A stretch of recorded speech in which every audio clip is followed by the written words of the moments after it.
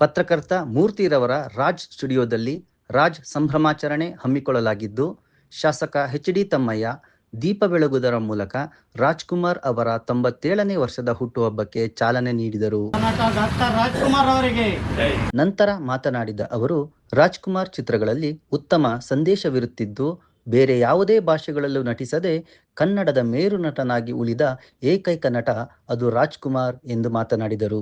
ನಾನೊಬ್ಬ ಡಾಕ್ಟರ್ ರಾಜ್ಕುಮಾರ್ ಅವರ ಅಭಿಮಾನಿಯಾಗಿ ಅಭಿಮಾನಿಗಳ ಸಂಘದ ಪ್ರಧಾನ ಕಾರ್ಯದರ್ಶಿಯಾಗಿ ಹಲವಾರು ವರ್ಷ ಸೇವೆ ಸಲ್ಲಿಸಿದ್ದು, ಮೂರ್ತಿ ನಾವು ಎಲ್ಲ ಒಟ್ಟೊಟ್ಟಿಗೆ ಕೆಲಸ ಮಾಡುವ ಸಂದರ್ಭದಲ್ಲಿ ಅವತ್ತು ಚಂದ್ರಯ್ಯ ನಾಯ್ಡು ಅವರು ಮತ್ತು ಡಾಕ್ಟರ್ ಕೃಷ್ಣೇಗೌಡರವರು ಅವತ್ತು ನಮಗೆ ಗುರುಗಳಾಗಿದ್ದರು. ಕರ್ನಾಟಕ ರಾಜ್ಯದಲ್ಲಿ ಡಾಕ್ಟರ್ ರಾಜ್ಕುಮಾರಿಗೆ ಸರಿಸಾಟಿ ಇನ್ನೊಬ್ಬರಿಲ್ಲ. ಡಾಕ್ಟರ್ ರಾಜ್ಕುಮಾರಿಗೆ ಸರಿಸಾಟಿ ಡಾಕ್ಟರ್ ರಾಜ್ಕುಮಾರ್ ಹೊರತು ಇನ್ನೊಬ್ಬರು ಯಾರು ಸರಿಸಾಟಿ ಆಗಕ್ಕೆ ಸಾಧ್ಯನೇ ಇಲ್ಲ.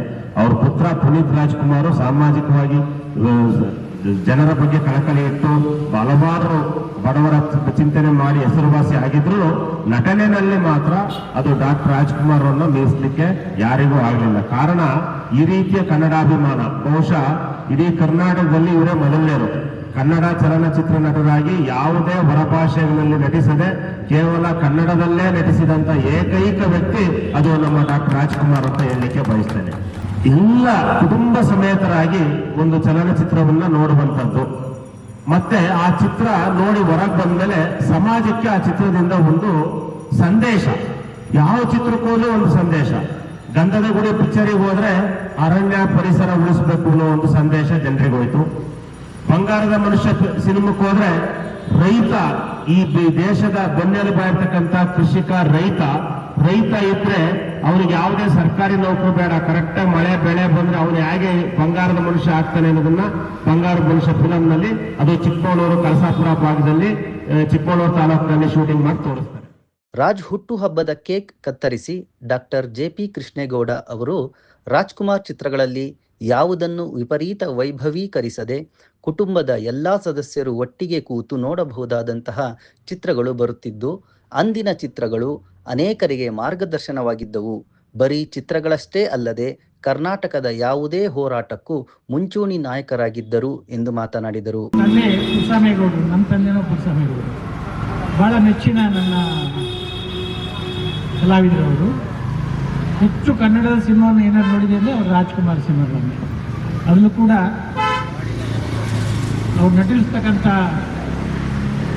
ಸಿನಿಮಾಗಳಲ್ಲಿ ಅತ್ಯಂತ ನೆಚ್ಚಿನ ಸಿನಿಮಾ ನನಗೆ ಕೃಷ್ಣದೇವರಾಜ ಒಡೆಯರ್ 3 ಸರಿ ನೋಡಿದ್ದೀನಿ ನಾನು. ವಿಶೇಷವಾಗಿ ಅವರಿಗೆ ಪದ್ಮಭೂಷಣ ಬಂದಿದೆ, ಕರ್ನಾಟಕ ರತ್ನ ಬಂದಿದೆ. ಪದ್ಮಭೂಷಣ ಜೊತೆಗೆ ನಟ ಸಾಮ್ರಾಟ, ಎಲ್ಲಕ್ಕಿಂತ ಹೆಚ್ಚಾಗಿ ಅವ್ರನ್ನೆಲ್ಲರೂ ಅಣ್ಣವರು ಅಂತಿದ್ರು. ಅದು ನಮಗೂ ಕೂಡ ಹೆಚ್ಚಾಗಿ. ಅವರಿಗೆ ದಾದಾ ಸಾಹೇಬ್ ಪಾಲ್ಕೆ ಬಂದಾಗ ಮೊದಲ ಬಾರಿಗೆ ನಾನು ಅವ್ರ ಮನೆಗೆ ಹೋಗಿದ್ದೆ. ನಾನು, ಭೋಜೇಗೌಡರು, ನಾಯ್ಡು ಅವರು ಹೋದ ತಕ್ಷಣ ಎದ್ದು ನಿಂತ್ಕೊಳ್ತಾರೆ. ಯಾವ ಸಣ್ಣ ಮಕ್ಕಳು ಬಂದು ಹೋದ್ರೂ ಎದ್ದು ನಿಂತ್ಕೊಂತ ಒಂದು ಗೌರವಾನ್ವಿತ ವ್ಯಕ್ತಿಯವರು. ಖಂಡಿತ ಬರ್ತೀನಿ ಅಂದರು. ಮಹಾತ್ಮ ಗಾಂಧಿ ರಸ್ತೆಯಲ್ಲಿ ಅವತ್ತು ಏನು ವಿಜೃಂಭಣೆಯಿಂದ ಮೆರವಣಿಗೆ ನಡೀತು, ಬಹುಶಃ ಅವತ್ತಿನ ದಿನದಲ್ಲಿ ಸಾಕ್ಷಿಯಾಗಿದ್ದರು ನನ್ನ ಮಿತ್ರ ಪ್ರಸನ್ನನವರು ಹಾಗೂ ಮೂರ್ತಿಯವರು. ಡಾಕ್ಟರ್ ವರ್ಷಾ ಅವರು ಮಾತನಾಡಿ, ಚಿಕ್ಕ ವಯಸ್ಸಿನಲ್ಲಿ ರಾಜ್ಕುಮಾರ್ ಕುಟುಂಬ ನಮ್ಮ ಮನೆಯಲ್ಲಿ ತಂಗಿದ್ದು ಮರೆಯಲಾಗದ ಅನುಭವ ಎಂದು ಹಳೆಯ ದಿನಗಳನ್ನು ಮೆಲುಕು ಹಾಕಿಕೊಂಡರು. ನೋಡ್ಬಿಟ್ಟು ಬೆಳೆದವರು, ಬಟ್ ಎಲ್ಲರಿಗೂ ಈ ಏಜ್ ಮಕ್ಕಳಿಗೂ ರಾಜ್ಕುಮಾರ್ ಹಾಡುಗಳು ನಮ್ಮ ಬಾಯಲ್ಲಿ ಇರುತ್ತೆ. ಅವರು ಅಷ್ಟು ಐಕಾನಿಕ್ ಆಕ್ಟರ್ ಆಗಿದ್ರು. ಅವ್ರಿಗೆ ಸಾಂಸ್ಕೃತಿಕ ಐಕಾನ್ ಅಂತ ಒಂದು ಇದು ಬಂದಿದೆ. ಅವ್ರಿಗೆ ಸಾಂಸ್ಕೃತಿಕ ಐಕಾನ್ ಅಂತ ಕರೀತಾರೆ. ಅವರಿಗೆ ನಮ್ಮ ಕುಟುಂಬದ ಜೊತೆ ಒಂದು ತುಂಬ ಹತ್ತಿರವಾದ ಸಂಬಂಧ ಇದೆ. ನಾನು ಚಿಕ್ಕವಳಾಗಿರ್ಬೇಕಾದ್ರೆ ಅವರು ನಮ್ಮ ಮನೆಗೆ ಬಂದಿದ್ರು, ನಮ್ಮ ದೊಡ್ಡಪ್ಪನ ಮನೇಲಿ ಉಳಿದಿದ್ರು. ಅದ್ರ ಜೊತೆಗೆ ನನ್ನ ಮದುವೆ ಆಗಿರೋದು ಬಾಗ್ಮನೆ ಫ್ಯಾಮಿಲಿಗೆ. ಸೊ ಪುನೀತ್ ರಾಜ್ಕುಮಾರ್ ಅವರ ಹೆಂಡತಿ ಅಶ್ವಿನಿ ಬಾಗ್ಮನೆ ನಂಗೆ ತುಂಬ ಆತ್ಮೀಯರು, ನಮ್ಮ ಮನೆ ಹತ್ತಿರವೇ ಇರ್ತಾರೆ. ಸೊ ಆ ರೀತಿಯಲ್ಲಿ ಅದು ಕೂಡ ನಮ್ಮ ಭಾಗ್ಯ. ರಾಜ್ಕುಮಾರ್ ಅವ್ರ ಫ್ಯಾಮಿಲಿಗೆ ನನ್ನ ಕನೆಕ್ಷನ್ ಇದೆ ಅಂತ ಹೇಳೋದು. ಸೊ ಇವಾಗಿನ ಮುಂದಿನ ಪೀಳಿಗೆಗೆ ಕೂಡ ರಾಜ್ಕುಮಾರ್ ಅವರು ಒಂದು ಐಕಾನಿಕ್ ಆಕ್ಟರ್. ಯಾಕಂದ್ರೆ ಜೇಮ್ಸ್ ಬಾಂಡ್ ಅಂತ ಮೂವಿನ ಅವರೇ ಮೊದಲನೇ ಬಾರಿ ನಮ್ಮ ಇಂಡಿಯನ್ ಸಿನಿಮಾಗೆ ಇಂಟ್ರೊಡ್ಯೂಸ್ ಮಾಡಿಕೊಟ್ಟಿದ್ದು. ಮೂರ್ತಿಯನ್ನ ಹೇಳ್ದಂಗೆ ಅವ್ರಿಗೆ ಅವರೇ ಕಾಂಪಿಟೇಷನ್, ಯಾವ ರೀತಿಯಾದ ಒಂದು ಒಳ್ಳೆ ಮೂವಿ ಮಾಡ್ಬೋದು, ಯಾವುದು ಬೆಸ್ಟ್ ಮಾಡ್ಬೋದು ಅಂತ ಅವರಿಗೆ ಕಾಂಪಿಟೇಷನ್ ಅವರೇ ಕೊಡ್ತಾ ಇದ್ರು. ಸೊ ಇವತ್ತಿನ ದಿನ ತುಂಬಾ ಖುಷಿ ಆಗ್ತಿದೆ ಇದ್ರಲ್ಲಿ ನಾನು ಭಾಗವಹಿಸಿದ್ದು. ಎಲ್ಲರಿಗೂ ಥ್ಯಾಂಕ್ ಯು ಸೋ ಮಚ್. ಪ್ರಾಸ್ತಾವಿಕವಾಗಿ ಮಾತನಾಡಿದ ರಾಜ್ ಅಭಿಮಾನಿ, ಪತ್ರಕರ್ತ ಎನ್ ಮೂರ್ತಿ ಅವರು ರಾಜ್ಕುಮಾರ್ ಅಭಿಮಾನಿಯಾಗಿ ಬೆಳೆದ ನಾವು ಕಳೆದ 30 ವರ್ಷಗಳಿಂದಲೂ ರಾಜ್ಕುಮಾರ್ ಹುಟ್ಟುಹಬ್ಬವನ್ನು ಇಲ್ಲಿ ಹಮ್ಮಿಕೊಂಡು ಬರುತ್ತಿದ್ದು, ಮುಂದಿನ ವರ್ಷದ ಸಂಭ್ರಮವನ್ನು ಅತ್ಯಂತ ವಿಜೃಂಭಣೆಯಿಂದ ಆಯೋಜಿಸಲು ನಮ್ಮ ಗೆಳೆಯರ ತಂಡ ನಿರ್ಧರಿಸಿದ್ದು, ನಿಮ್ಮೆಲ್ಲರ ಸಲಹೆ ಸಹಕಾರ ಅತ್ಯಗತ್ಯ ಎಂದು ಹೇಳಿದರು. ಡಾಕ್ಟರ್ ರಾಜ್ಕುಮಾರ್ ಅವರ ಪಾದಗಳಿಗೆ ನಮಸ್ಕರಿಸುತ್ತಾ 97ನೇ ಹುಟ್ಟುಹಬ್ಬವನ್ನು ಇವತ್ತು ಏನು ಆಚರಣೆ ಮಾಡ್ತಾ ಇದ್ದೀವಿ, ರಾಜ್ಯಾದ್ಯಂತ, ಜಿಲ್ಲೆಯಾದ್ಯಂತ, ದೇಶಾದ್ಯಂತ ಡಾಕ್ಟರ್ ರಾಜ್ಕುಮಾರ್ ಅವರ ಇವತ್ತು ದಿನಾಚರಣೆ ಆಚರಣೆ ಮಾಡ್ತಿದ್ದಾರೆ ಅಂದರೆ ತಪ್ಪಾಗಲಾರದು.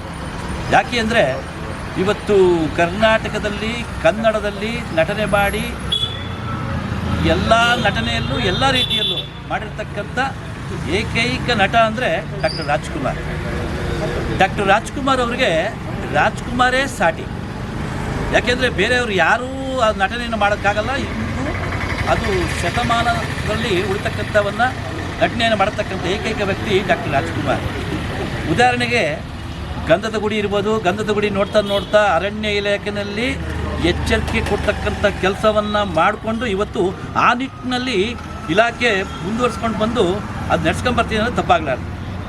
ಅದೇ ಇನ್ನೊಂದು ಉದಾಹರಣೆ, ಚಿಕ್ಕಮಗಳೂರಿನಲ್ಲೇ ಕಳಸಾಪುರದಲ್ಲಿ ಬಂಗಾರದ ಮನುಷ್ಯ ಚಿತ್ರವನ್ನು ಮಾಡಿರ್ತಕ್ಕಂಥ ಸಂದರ್ಭದಲ್ಲಿ ಅದನ್ನು ರೈತರು ಸದಾ ಇವತ್ತು ಆ ಉಳುಮೆ ಭೂಮಿಗೆ ಒಂದು ಭೂಮಿ ತಾಯಿಯಂತೆ ಆ ಚಿತ್ರವನ್ನು ನೋಡಿ ಮನೆಗಳಲ್ಲೂ ಹೇಗೆ ಬದುಕಬೇಕು, ಹೇಗೆ ಇರಬೇಕು ಅನ್ನೋದಕ್ಕೆ ಸಾಕಿ ಅವತ್ತಿನ ಇದಕ್ಕೆ ಚಿತ್ರ ನೋಡಿ ಕಲ್ತಕ್ಕಂಥ ನೋಡಿದರೆ ಅದು ಡಾಕ್ಟರ್ ರಾಜ್ಕುಮಾರ್ ಅವರ ಚಿತ್ರ ಬಂಗಾರದ ಮನುಷ್ಯ. ಆ ನಿಟ್ಟಿನಲ್ಲಿ ಹೇಳ್ತಾ ಹೋದ ನೂರಾರಿದೆ. ಆ ನಿಟ್ಟಿನಲ್ಲಿ ಪ್ರತಿಯೊಂದು ಸಿನಿಮಾದಲ್ಲೂ ಸಾಂಸಾರಿಕವಾಗಿ ಚಿತ್ರ ನೋಡ್ತಕ್ಕಂಥ ಒಂದು ಏಕೈಕ ನಟನೆ ಮಾಡಿರ್ತಕ್ಕಂಥ ಡಾಕ್ಟರ್ ರಾಜ್ಕುಮಾರ್ ಚಿತ್ರಗಳಿದ್ದರೆ ಅದು ಡಾಕ್ಟರ್ ರಾಜ್ಕುಮಾರ್ ಚಿತ್ರಗಳು ಮಾತ್ರ ಅಂತ ನಾನು ಈ ಸಂದರ್ಭದಲ್ಲಿ ಹೇಳಕ್ಕೆ ಇಷ್ಟಪಡ್ತೀನಿ. ಆ ನಿಟ್ಟಿನಲ್ಲಿ ಪುನೀತ್ ರಾಜ್ಕುಮಾರ್ ಅವರು ಆ ನಿಟ್ಟಿನಲ್ಲಿ ಮಗನಾಗಿ ಮನೆಯ ಪುಟ್ಟ ಕಂದನಾಗಿ ಇಡೀ ದೇಶವೇ ಮೆರುಗು ಮಾಡಿ ಇವತ್ತು ಮೆಟ್ಟು ನಿಂತು ಇವತ್ತು ರಾಜ್ಕುಮಾರ್ ಒಂದು ಹೆಜ್ಜೆ ಜಾಸ್ತಿ ಅನ್ನೋ ಮಟ್ಟದಲ್ಲಿ ಇವತ್ತಿನ ಮಗ, ತಂದೆ ಮೀರಿಸ್ತಕ್ಕಂಥ ಮಗ ಅಂತ ಹೇಳಿದರೆ ಅದು ಪುನೀತ್ ರಾಜ್ಕುಮಾರ್ ಬಂಧುಗಳೇ. ಪುನೀತ್ ರಾಜ್ಕುಮಾರ್ ಮಾಡಿರ್ತಕ್ಕಂಥ ಸಿನಿಮಾನೂ ಅಷ್ಟೇ, ಇವತ್ತವರೆಗೂ ಮಾಡಿರ್ತಕ್ಕಂಥದ್ದು ಸಾಂಸಾರಿಕವಾಗಿ ಕೂತು ನೋಡ್ತಕ್ಕಂಥ ಚಿತ್ರ ಅಂತ ಮಾಡಿದರೆ ಅದು ಪುನೀತ್ ರಾಜ್ಕುಮಾರ್ ಅವರ ಚಿತ್ರ. ಅವರು ಅಂತಲ್ಲ, ಇಡೀ ಕುಟುಂಬನೇ, ಶಿವರಾಜ್ಕುಮಾರ್ ಇರ್ಬೋದು, ರಾಘವೇಂದ್ರ ರಾಜ್ಕುಮಾರ್, ಇಡೀ ಕುಟುಂಬ ಇವತ್ತು 3 ಮಕ್ಕಳು ಮೊಮ್ಮಕ್ಕಳು ಸಮೇತನೂ ಚಿತ್ರದಲ್ಲಿ ತೊಡಸ್ಕೊಂಡಿದ್ದಾರೆ ಅಂದರೆ ಅದು ಡಾಕ್ಟರ್ ರಾಜ್ಕುಮಾರ್ ಕುಟುಂಬ ಅಂತ ಮಾತ್ರ ನಾನು ಹೇಳೋಕ್ಕೆ ಇಷ್ಟಪಡ್ತೀನಿ ಬಂಧುಗಳೇ. ಆ ನಿಟ್ಟಿನಲ್ಲಿ ಹೇಳಕ್ಕೆ ಹೋದರೆ ಏನು 100 ಅಲ್ಲ, ಅದು ಆಗೋದೇ ಇಲ್ಲ, ಸಾವಿರಾರು ಉದಾಹರಣೆಗಳಿದೆ. ಆ ನಿಟ್ಟಿನಲ್ಲಿ ಇವತ್ತು 97ನೇ ಹುಟ್ಟುಹಬ್ಬ ಇವತ್ತು ನಾನೇನು 31ನೇ ವರ್ಷದಲ್ಲಿ ಆಚರಣೆ ಮಾಡ್ಕೊಂಡು ಬರ್ತಾ ಇದ್ದೀನಿ. ಮುಂಬರುವ ದಿನಗಳ 100ನೇ ವರ್ಷವನ್ನು ಅದ್ಧೂರಿಯಾಗಿ ನಿಮ್ಮೆಲ್ಲರ ಸಹಕಾರದಿಂದ ಚಿಕ್ಕಮಗಳೂರು ಪತಾಕಿಯನ್ನು ರಾಜ್ಯ ದೇಶವನ್ನು ಕಾಣ್ತಕ್ಕಂಥ ನಿಟ್ಟಿನಲ್ಲಿ ನಾವು ಮಾಡೋಣ. ಆ ನಿಟ್ಟಿನಲ್ಲಿ ದಾದಾ ಪಾಲ್ಕೆ ಪ್ರಶಸ್ತಿ ಬಂದಾಗ ಚಿಕ್ಕಮಗಳೂರು ಜಿಲ್ಲೆಯ ಕಡೂರಿನಲ್ಲಿ ಪ್ರಥಮ ಬಾರಿಗೆ ಅವರಿಗೆ ಗೌರವ ಸಲ್ಲಿದ್ದು ಅಂದರೆ ಅದು ನಮ್ಮ ಚಿಕ್ಕಮಗಳೂರಿನ ಹೆಮ್ಮೆ ಅಂತ ಈ ನಿಟ್ಟಿನಲ್ಲಿ ಮತ್ತೊಮ್ಮೆ ಜ್ಞಾಪಿಸ್ಕೊಳ್ತಾ ತಮ್ಮೆಲ್ಲರಿಗೂ ಧನ್ಯವಾದ ಹೇಳ್ತಾ ನನ್ನ ಮಾತು ಮುಗಿಸ್ತೇನೆ.